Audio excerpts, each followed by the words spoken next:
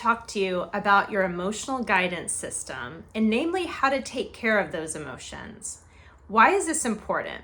For two reasons. One, when we're making big shifts and changes in our lives, be it we're wanting to expand and have a different job or a better relationship, or life just seems to be in a shifting state, oftentimes, if we're not dealing with the emotions that surface, we can tend to stagnate. We can tend to feel stuck, or we will notice that the emotions seem to be moving us in a direction opposite that we want to go. The second reason is we don't feel our emotions. Oftentimes we become distant to really that feeling of fulfillment and joy that we want because we're maybe ignoring or not processing certain emotions that are vital to telling us information as to where we're moving. So emotions, no matter where you find yourself in life, are vital information sources. I like to call them informants. They're really giving us real-time data as to where we should be moving. So as you're creating the life that you want to live, and as you are on the path to receiving exactly what you want, knowing how to use your emotions and your emotional guidance system is going to be a crucial tool at living your best life. You simply can't ignore your emotions. And why would you want to? They're valuable information. So let's start with the role of emotions in your emotional guidance system. Think of your emotional guidance system like a GPS system in your car.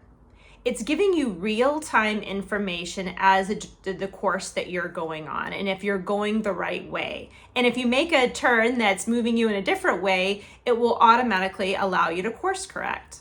Emotions function just like this. They're informants of information. They're giving you real-time data. And the real-time data they're giving you is based on the emotions that you feel. Now, I want to clarify that no emotions are right or wrong, good or bad. They're really not in the polarized field. Emotions are just information. Now, of course, we want to have higher emotional states when we're wanting to create something new, because at the end of the day, what we're all going for is to feel good. We want to feel good. We want to feel happy and fulfilled.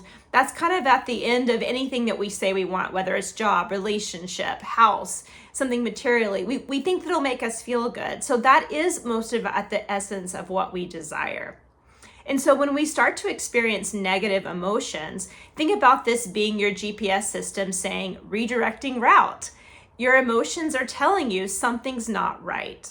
Your emotions are linked with your thoughts and your behaviors. They're in a loop. So if you're feeling a negative emotion such as fear, or resentment or anger or frustration, there's something that either you're thinking that's causing you to feel that way, a way you're perceiving a situation, the story you're telling about that, the limiting belief that you might be telling yourself, or it could be the action that you're doing. You're in a situation that doesn't feel good. You're overexerting yourself, you're underexerting yourself. There's something you're doing that's not resonating. So one of those and the cog of the wheel needs to be changed. This can be harder to do than you might think. Changing a thought when you're really invested in that thought can be really difficult. Changing an action sometimes when it's a pattern response can be really difficult. And also changing your emotional state at times can be difficult. So that's where we need to know how to care for our emotions and start to shift our state. But before we talk about that, I want to keep talking about what your emotional guidance system is trying to get you to do, which is pay attention and know that something you're doing is not taking you where you want to go. That's the essence of what this guidance system's telling you. When you're feeling good, when you're feeling those emotions that feel good in your body, then you're on the right route. Keep going, more of that. And when you start to feel that emotional scale go down and your energy starts to diminish, in the sense that usually when we feel negative emotions, we feel more retracted. Our thoughts tend to be more limited. We tend to kind of contract our behavior. We're not as outgoing and expansive. So when you notice that, this is your guidance system saying something's not resonating with the greater part of you. This is your wisdom body that knows exactly where you're going and where you need to go and what the next step is. Think about it as like your connection to your intuition, this higher mind that is outside what your linear mind might know.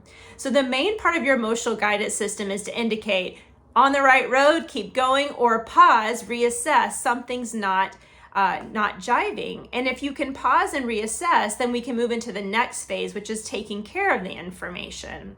So again, want to highlight, emotions aren't bad. There's not good and bad ones. We need the contrasting negative emotions, as I'll call them, in order to tell us so that we know when we're feeling the good things. We learn a lot in the negative emotions. We learn what experiences aren't for us. If we didn't feel bad when we were in environments that weren't resonating, we would keep exposing ourselves to these environments. If we weren't in roles or positions that didn't feel good, then we wouldn't know that there is something more expansive for us. This is not about always being happy or always being in one state or another. We are designed to flow and move through different emotional states, but we're also designed to recognize what's causing that emotional state. And sometimes it's self-perpetuating. It's the way we're framing something. If we think that life's giving us exactly what we're creating, then we realize that we have a whole lot of power in redesigning what's happening. That might be changing a thought, changing an emotion, or it might be shifting our behavior, but we do have the power to shift it. So the emotions are simply the signals that are alerting us as to, is a shift needed or can we keep going? So let's move into now, we know that we're experiencing something that's not feeling good. How do we shift it? So as I said before, your emotions, your thoughts, and your behaviors or actions are all linked. So changing one cog in that circle will change the others.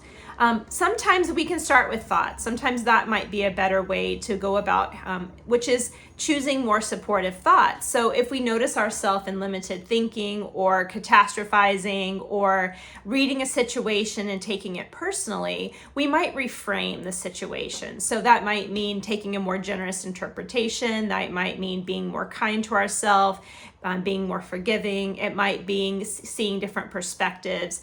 And if you have access to do that, then that can be a way that you will change your emotional state. We also can change our behavior. So if we're doing something that's not feeling good, do something else. So it might be asking the question, what do I need right now to feel better? And maybe we're really working hard on a computer and we're working on a project and we just feel stuck or overwhelmed. Maybe we take a break and we say, what do I need right now? I need to take a walk around the block. I need to change my experience. So doing something different, taking a break, drinking some water, moving your body. These are all ways that we can choose a different action. But let's talk about when those emotional states are just dominant. You just feel like another action doesn't feel reachable or a different frame of mind doesn't seem accessible.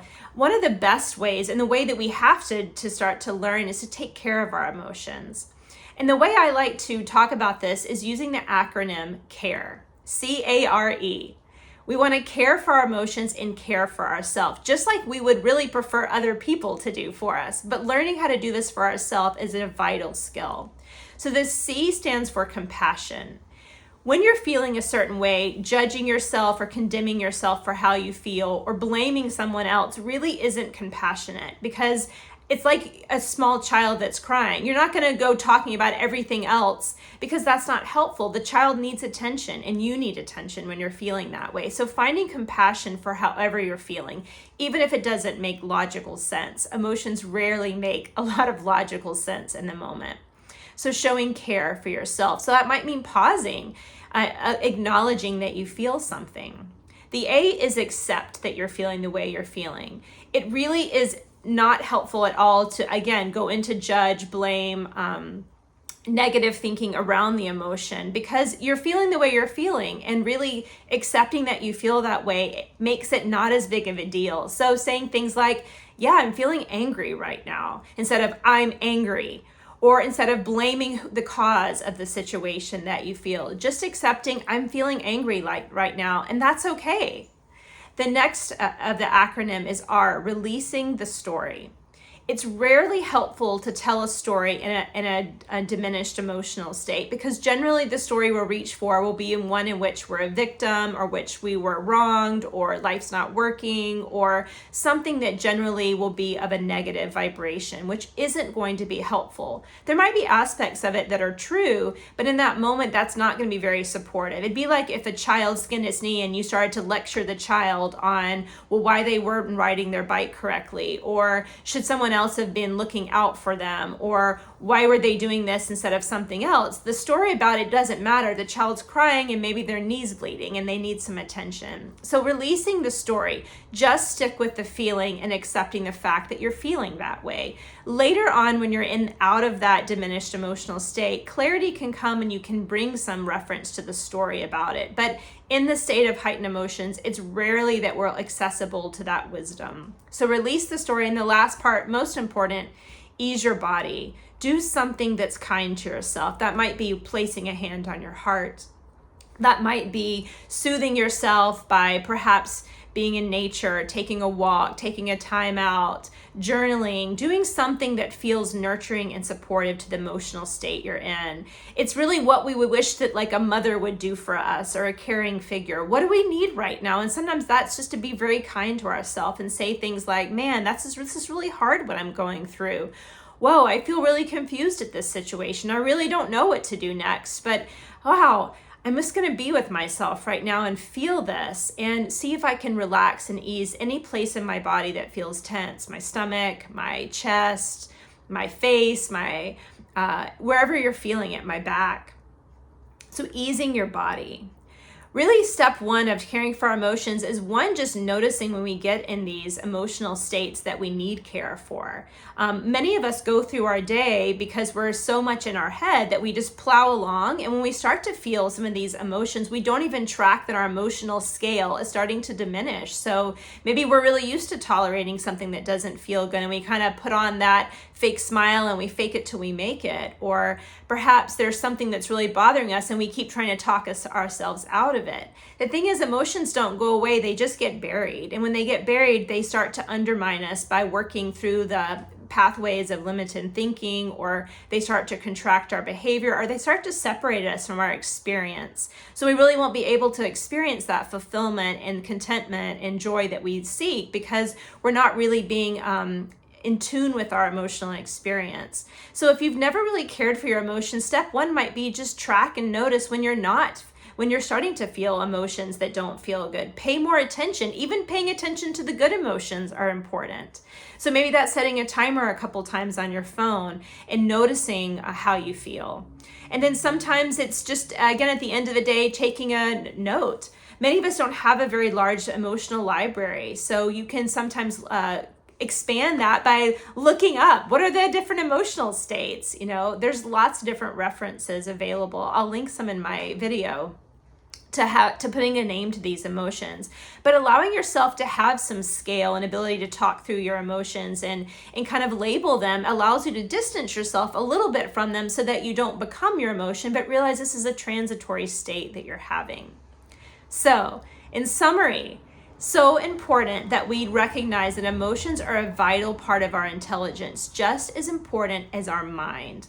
And they're giving us real-time information as to the direction that we're moving, if it's aligned with the greater, wiser part of us, or if a course correction needs to be taken, whether that's through thoughts, whether that's through emotional states and actions. And oftentimes there are a little bit of each of them. So when we experience emotions that aren't pleasant, that aren't desirable, the best thing to do is to pause, notate that, and care for ourselves and change something in our experience. And again, the caring for ourselves is an action that you're doing differently. If you are able to start this practice of truly acknowledging your emotions, listening to them, and valuing them as just as important resource as your mind, you will find that you get real-time information that is above and beyond what your mind can give you. Good luck practicing this, and know that it is definitely a daily practice, and the more we practice, the more skillful we become.